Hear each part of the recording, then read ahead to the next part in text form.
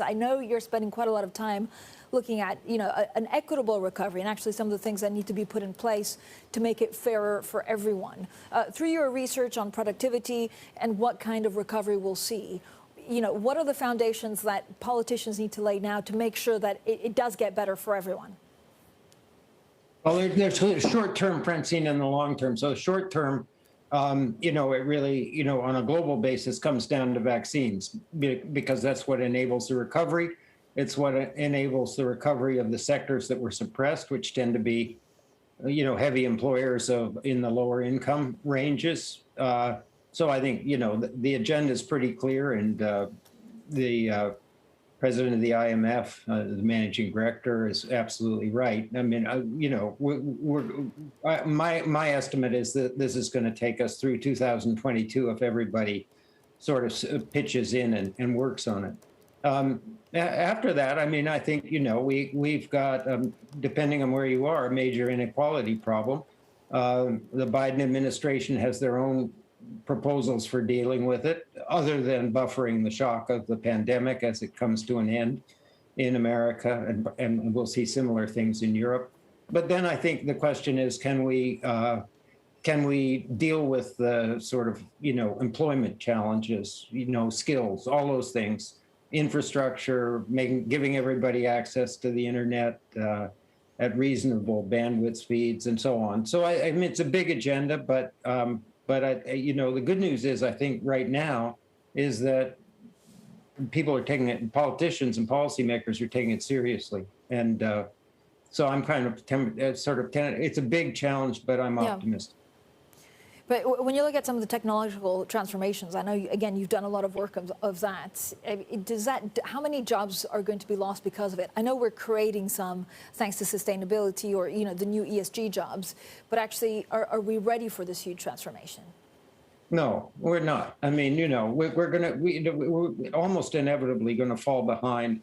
I've seen estimates that are, from people who do serious research, sort of bottom-up microeconomic level, that the automation version of this, could be 60% of the digital transformation. Yeah, that means basically that, lots of jobs are going to disappear and they have to be replaced. So I think, one of the things that people have started to understand is that the demand side of the economy is important. If you're going to replace jobs, you have to have demand, and that is also related to the income distribution question. I mean, if almost all if we have a productivity boom, for example, and almost all the incremental income goes to the top end of the income distribution or the owners of capital, we will have a demand problem, right. And that will turn into an employment problem when we're trying to replace jobs that have been taken out by digital automation. Michael, it's Kayleigh speaking to you from here in New York. And here in the U.S., the Biden administration is trying to push its infrastructure spending as a jobs plan. But there's a huge debate going on what exactly defines infrastructure, how much we should be spending on it. From your point of view, to drive growth and equitable growth going forward, where do investments need to be made? I would say, Kayleigh, across the board. I mean, some of it is physical infrastructure. Some of it is sort of, digital infrastructure, if I can put it that way, of an inclusive kind, going to get everybody in one way or another on the network. This, by the way, is not a job that the federal government could do alone, but they can make a big difference. But then there's the sort of what's sometimes called soft infrastructure. It's kind of human capital, what economists call human capital. I think we should find a new word for this, but basically it's education and skills training and that sort of thing. And then there's for the dynamism of the economy and creating new sectors, whether they're digital or health and biomedical science or even the energy transformation and dealing with climate change. We've got to invest in the science and technology of that, and the government has a pretty important role in the upstream part of that. So I guess the short answer is all of the above. Okay, but then, of course, that would come with a pretty large price tag, and the pushback on that from the other side of the aisle is that that's just going to cause inflation. Do you agree?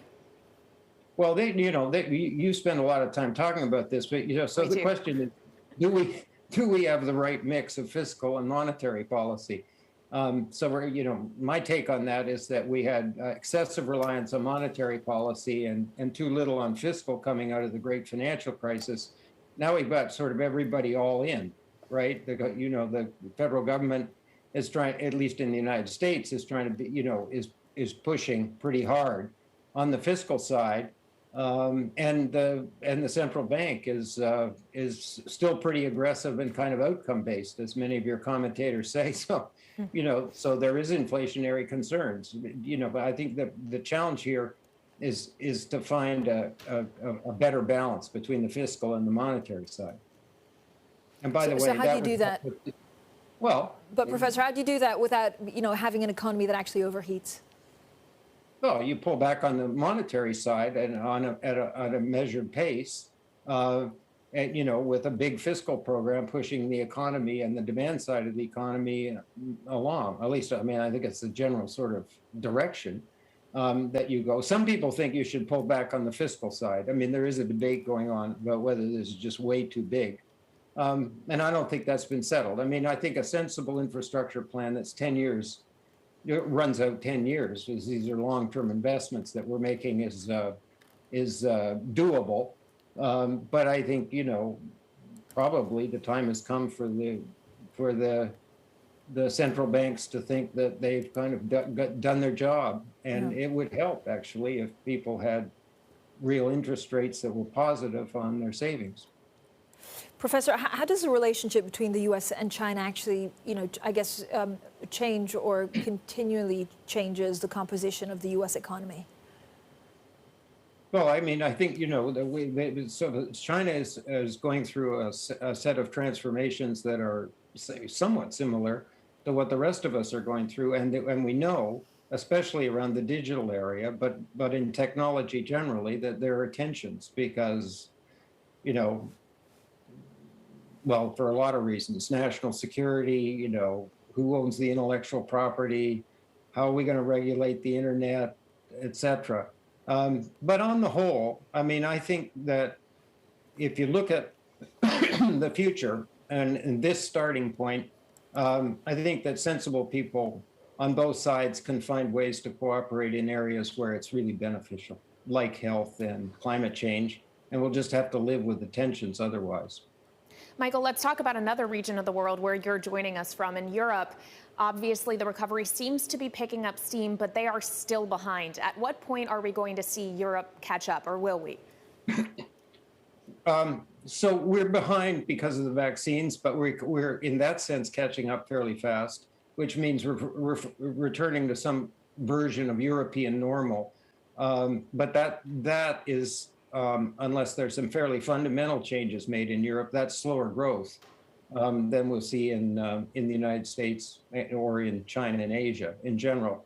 So I'm just trying to calibrate it, so we're going to catch up, and return to some version of normal. But our normal here is still relatively slower growth and relatively slower productivity growth because there are structural reasons for that.